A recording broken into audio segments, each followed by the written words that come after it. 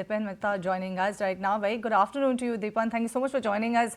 And yes, if you look at the way how the markets have rallied, 7 consecutive trading sessions that we've seen a good, strong up move. Now we scale past the 24,300 mark. Is it time now to realign your portfolio or rejig your portfolio at this point in time? Because it looks like this sort of a rally or this up move will sustain now. Yeah, good afternoon. Thank you for having me on your show. Yes, I think that we have a very strong and credible bottom. And now from this point on, the last few trading sessions have led us to believe that the best strategy going ahead is to buy on dips. And a lot of the concerns around Trump tariff now have abated. We will review all those tariffs over the next 90 days, depending upon where the actual tariffs fall and who is affected. But by and large, I think investors need to rejig their portfolio, rebalance it in favor of India-centric businesses. And the most notable development has been the hitting of the all-time high of the bank Nifty. That's a clear signal that we need to be overweight the financials. That's the banks and NBFCs. This quarter, so far, the numbers have been good and it will get better as the year goes along.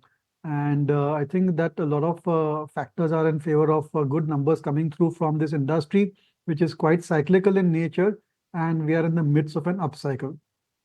I want to bring up HCL Technologies. That stock has been holding up very smartly. The fact that it was a revenue uptick of about 1.25%. Yes, the profitability did see a dip of about 6.2% on a sequential basis.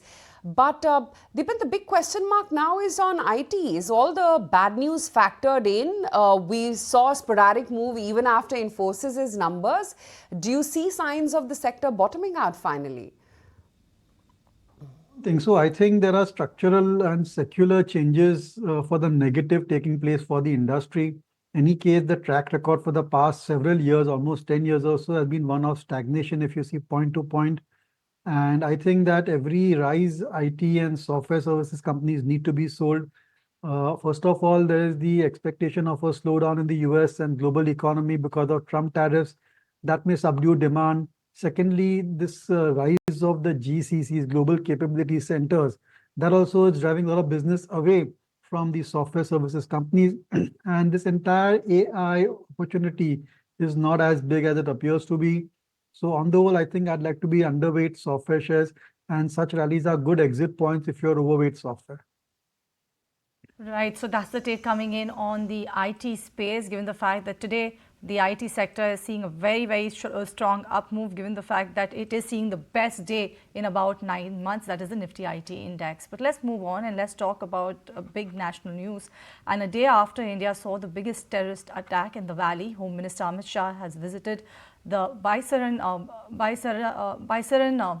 meadows, where 28 tourists were gunned down by a group of terrorists who emerged from the dense forest. Prime Minister too cut short his Saudi trip and was briefed by the high-level committee upon his arrival in New Delhi. You also have the Cabinet Committee for Security meeting that is also expected later today. India is readying a rightful answer against this massacre. The sketches of the perpetrators have also been released and the manhunt is on. You have Defence Minister who also held a meeting with NSA as well as IAF. We have Sumit here with more on that. So the high-profile Cabinet Committee on Security is slated to meet in the evening. What they are going to discuss, definitely a number of options are on the table. Well, in the aftermath of Pahalgam attack, the government has taken a very serious view of the situation. Ministers are here. PM has come back, so Cabinet can convene. FM Sitaraman, while she is on her way back from the States, for that quorum is there of top ministers. That's why CCS can happen. Again, as we said, that a number of options are on table. They will be discussed. There can be diplomatic response to the whole attack as well. India and Pakistan already having the diplomatic ties at a very low level. Ceasefire is there between India and Pakistan at the border. There are a number of issues which can be discussed, ranging from stopping Indus Water Treaty or bringing it down, or to some other bring the perpetrators to book through other channels. So all this will be discussed at Cabinet Committee of Security, that's slated to be held today evening in New Delhi. That's the latest on the Pahalgam attacks that we're currently picking up. In the meantime, let's get back to what the equity markets have been doing. Yes, technology is one segment which is holding out, but look at the renewed vigor across the auto segment as well. Look at a move on Tata Motors, M&M as well, holding out very, very smartly. Dipan, just wanted your sense in, I mean, of course, M&M has been one of those leadership stocks within autos for over a year now, but Tata Motors got a little wobbly for the last 6 months or so, corrected a fair bit in the market correction till Feb, and now, of course, concerns around tariffs, etc., as well at play. But how would you view Tata Motors? You think this decline should be bought?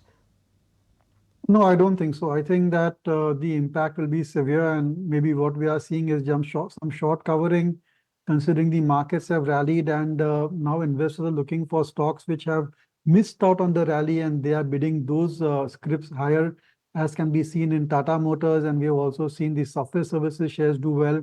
Some of the FMCG companies also are performing well. So the laggards have started to perform, and that may suggest that this particular leg of the bull market, or whatever the upswing which we have seen, may be losing steam.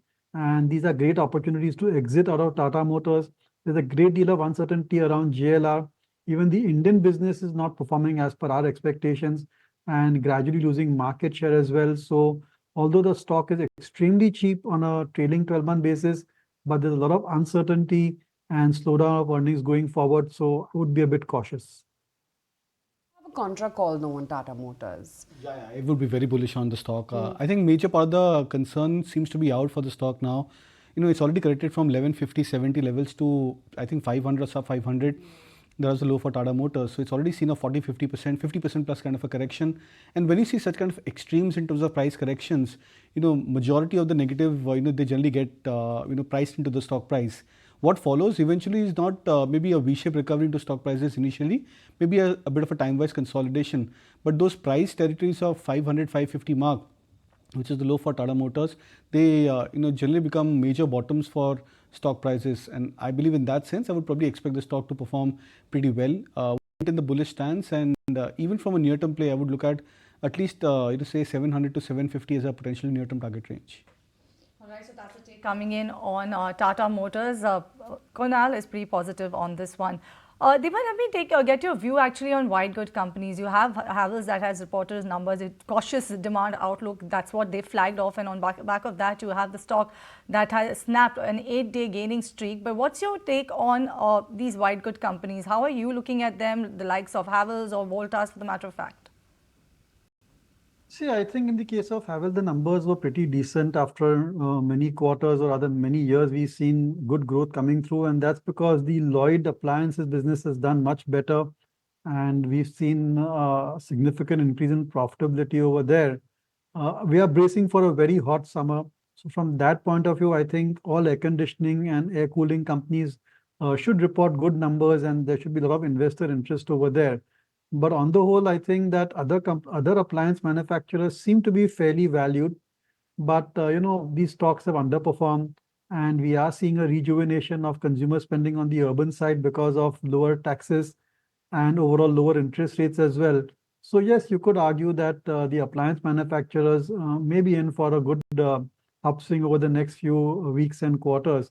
But our preference has to be for the air conditioning companies, the likes of Blue Star, or even Voltas for that matter. And then there are these contract manufacturers like Amber, which is there, which also should report very good earnings. But our favorite with usual disclosures still remains Symphony, which is India's largest air cooler company.